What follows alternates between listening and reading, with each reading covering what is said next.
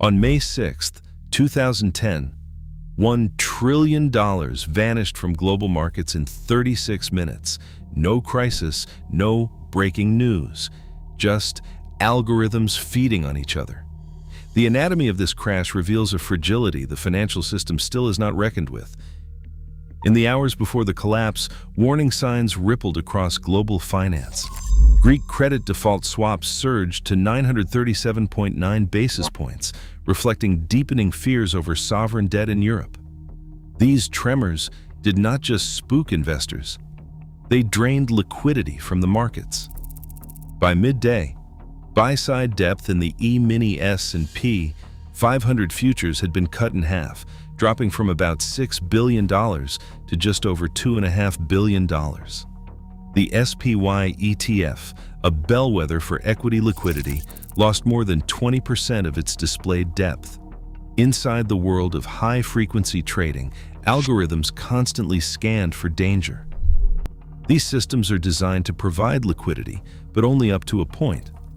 Their participation depends on three critical triggers: realized volatility, inventory limits, and order book imbalance.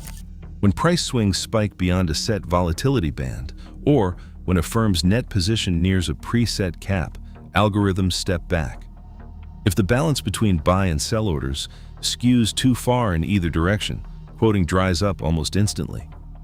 What looked like a deep, resilient market was actually conditional, a facade built on automated risk controls. The moment any of these thresholds were breached, HFT firms could widen their spreads or pull their orders entirely, leaving the order book exposed. The structural fragility was there all along, waiting for a catalyst to bring it to the surface. At 2:32 p.m. on May 6, 2010, a single institutional algorithm began selling E-mini S&P 500 futures at a scale rarely seen in electronic markets. The program, deployed by Waddell & Reed, was set to offload 75,000 contracts, about $4.1 billion, over a span of just 20 minutes. It operated on a blunt rule: sell 9% of market volume each minute, regardless of price or shifting conditions. The algorithm didn't adjust for volatility or halt if the market buckled. Instead, it pressed forward, unloading over 35,000 contracts in the first 13 minutes alone. As the book thinned, each new tranche found fewer willing buyers, compounding the imbalance. But this wasn't the only force warping the market's structure. At the same time, Navinder Singh Sarao, an independent trader in London, was running a spoofing bot on the CME Globex platform. His software placed massive sell orders, often tens of thousands of contracts, just below the best bid, then canceled more than 95% of them in less than a millisecond. These phantom offers created the illusion of overwhelming supply, triggering other algorithms to back away or widen their spreads.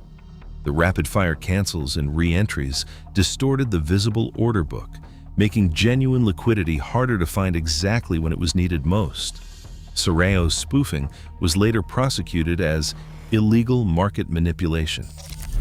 In 2016, he pleaded guilty to wire fraud and spoofing charges, acknowledging his role in amplifying the day's chaos. But in the moment, the combination of relentless institutional selling and artificially inflated supply overwhelmed the market's ability to absorb risk. The result was a perfect storm: real sell pressure from a giant algorithm multiplied by the shadow of fake orders, draining what little liquidity remained. The stage was set for the vacuum that would soon pull prices into freefall. In less than 15 seconds, the E-mini futures market entered a phase traders would later call the hot potato spiral. As liquidity vanished, high-frequency trading firms stopped absorbing risk and began offloading contracts at breakneck speed. Between 2:44 p.m. and 2:45 p.m., roughly 27,000 contracts changed hands in a frantic burst, nearly half the market's volume in that window. Each firm, unwilling to hold exposure, bought contracts only to resell them milliseconds later, passing risk down the line. Order messages surged, but the ratio of cancellations to actual trades spiked above 5-to-1, a clear sign that most displayed liquidity was being pulled before it could be hit. The order book, once thick with quotes, thinned to a skeleton. With every canceled order, the depth that had seemed so reliable in calm times collapsed further. This relentless churn did not stabilize prices.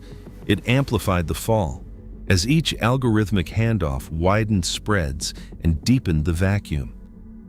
The market's supposed resilience was exposed as a chain of fleeting commitments, ready to vanish the instant stress hit. The panic in futures markets didn't stay contained. Arbitrage algorithms, engineered to keep futures and equities in sync, began offloading stocks as E-mini prices collapsed. Within seconds, the shockwave hit blue-chip equities. Accenture, a Fortune 500 company, briefly traded at 1 cent on ARCA while bids on the NYSE held near $40. More than 20,000 trades across 300 stocks executed at prices over 60% away from their prior levels. Some at a penny, others at tens of thousands of dollars. These outlier prints weren't the result of rational trading, but of automated systems chasing liquidity that had already evaporated. At precisely 2:45 and 28 seconds p.m. Eastern, the CME's matching engine triggered its stop logic pause. For 5 seconds, trading in E-mini futures halted. All resting quotes were cleared, order queues reset, and market makers were given a window to reassess risk. That brief intermission was decisive. When trading resumed, prices snapped back almost immediately. Within 2 minutes, the Dow regained roughly 80% of its lost ground. The trillion-dollar loss proved to be synthetic, an illusion created by a cascade of vanished bids and frantic, price-insensitive selling. Synthetic evaporation describes this moment, a paper-only collapse in market value with no fundamental change in the real economy. The evidence is clear in the trade tape, the CME logs, and the SEC's postmortem. The crash was not caused by news or panic, but by the structure of automated markets themselves, fragile, conditional, and prone to sudden disappearance when stress strikes. Today, market depth is still an illusion, one stress event away from vanishing. Automation hasn't solved fragility.